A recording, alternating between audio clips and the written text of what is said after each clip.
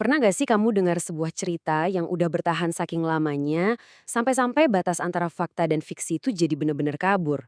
Ada pepatah bilang, dari mitos leluhur, bencana alam yang mengguncang dunia, hingga pengorbanan tokoh-tokoh yang terlupakan, terkadang potongan sejarah yang paling bikin penasaran itu justru sembunyi tepat di balik gelapnya cerita rakyat. Halo semuanya, di sesi penjelasan kita kali ini, kita bakal bongkar habis-habisan sebuah narasi budaya dari Jawa Barat yang luar biasa memikat. Kita akan membedah sejarah lengkap dari legenda Nyai Ronggeng. Ini tuh bukan cuma sekedar dongeng pengantar tidur ya, ini adalah sebuah epik tentang seni tari, tragedi berdarah, dan mistisme yang secara harfiah udah mengakar dari generasi ke generasi. Untuk membedahnya, agenda kita hari ini cukup padat dan jelas. Kita mulai dari pengenalan Nyai Ronggeng, lanjut ke sejarah lengkap asal-usulnya, melihat dua sosok legendaris, ngebahas mistisme dan cinta tragis, dan ditutup dengan posisinya dalam warisan abadi Nusantara. Yuk, langsung aja kita mulai. Oke, kita masuk ke bagian pertama, pengenalan Nyai Ronggeng. Pertanyaannya, siapa sih sebenarnya Nyi Ronggeng ini?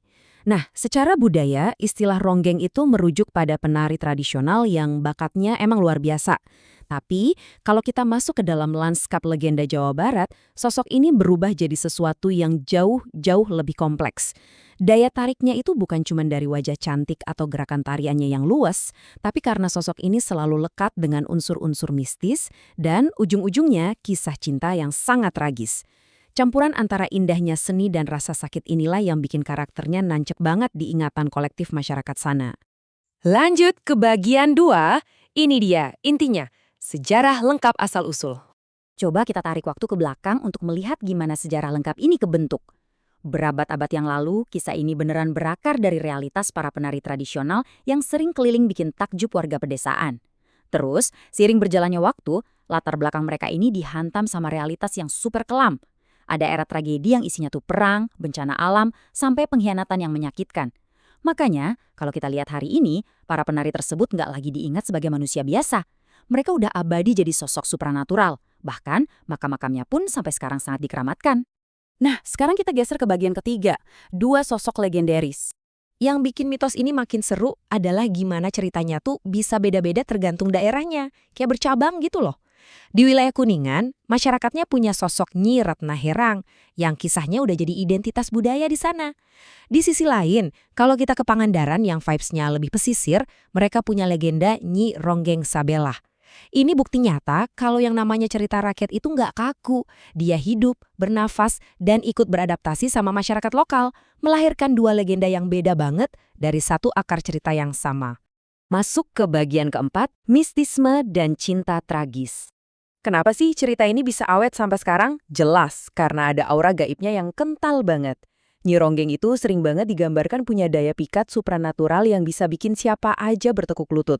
Tapi ya gitu, akhirnya selalu hancur karena cinta yang tragis atau kematian yang gak wajar. Karena penderitaan hidup mereka yang begitu dalam, masyarakat percaya kalau makam mereka itu keramat.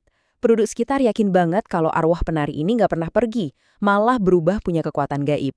Secara nggak langsung, narasi sejarah yang tragis tadi akhirnya berubah total jadi mitos spiritual. Terakhir, bagian kelima, warisan abadi Nusantara.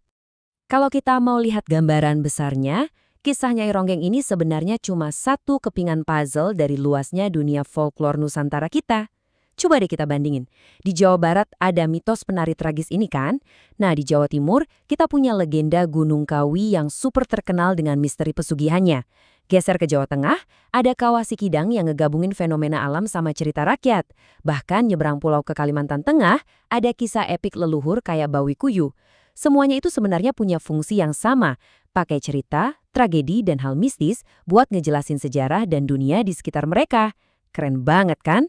Terus gimana caranya mitos-mitos jadul ini bisa tetap eksis di era serba modern kayak sekarang? Jawabannya ada di tangan para kreator masa kini. Mereka ngambil peran buat ngelestariin sejarah lengkap ini pakai cara yang kekinian banget. Mitos lisan ini disulap jadi animasi 3D yang mulus, lengkap sama efek suara dramatis dan visual sinematik yang benar-benar epik. Jadi tradisi lisan ini sama sekali nggak mati, dia cuma ganti baju aja, masuk ke medium visual yang lebih gampang dinikmati sama generasi sekarang.